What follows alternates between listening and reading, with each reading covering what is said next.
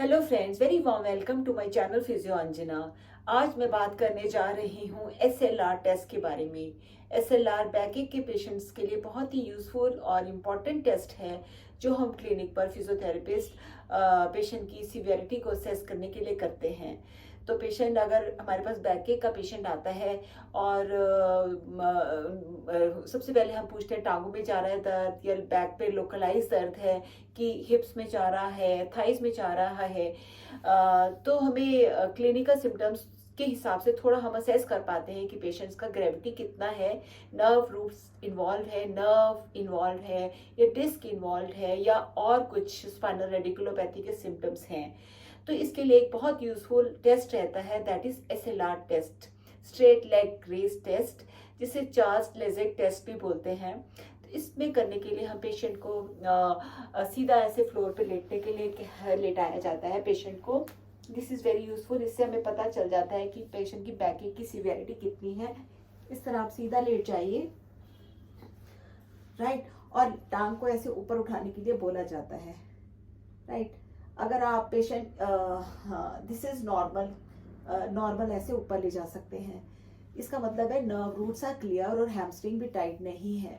सो अगर पेशेंट इतना 30 डिग्री तक उठाते ही पेशेंट की टांग में दर्द होना शुरू कर जाए, टांग में झंझनाहट या चींटी जैसा सिम्टम आने लग जाए या पेशेंट के बहुत दर्द हो, उससे ज़्यादा वो ऊपर ना उठा पाए, तो इसका मतलब है उसका एसएलआर टेस्ट इज पॉजिटिव, यानी कि उसकी कहीं ना कहीं नर्व रूट इरिटेटेड है और जो नर्व्स इन्वॉल्व हैं, ये हो सकता है L4 L5 लेवल या L5 S1 लेवल, ये किसी लेवल पर भी उसकी नर्व्स में इशू है, ये डिस्क हर्निएशन है।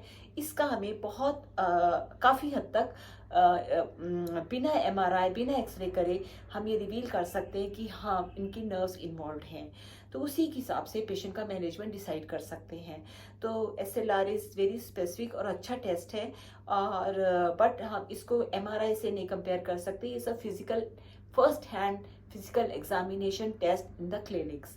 सो friend, this is very useful. अगर आप किसी पेशेंट को देखते हैं या अपने फैमिली मेम्बर को देखते हैं कि उसका एसएलआर टांग उठाने में दिक्कत है, तो इसका मतलब है कि उसकी थोड़ी नर्व रूट्स इरिटेटेड है, उनको उतना ही रेस्ट देना चाहिए and it should be proper taken care of, it can not be ignored.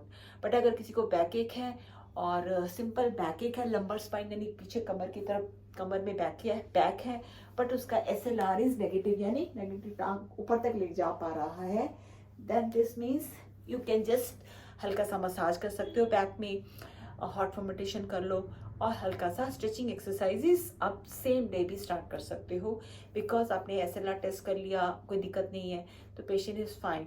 तो thank you friends for watching this video, and you can share this video to your friends who have a backache और वो बहुत डर रहे हैं कि मैं exercise करूँ, कि रेस्ट लूँ, कि कितना चलूँ, कितना कितना मैं केयर करूँ।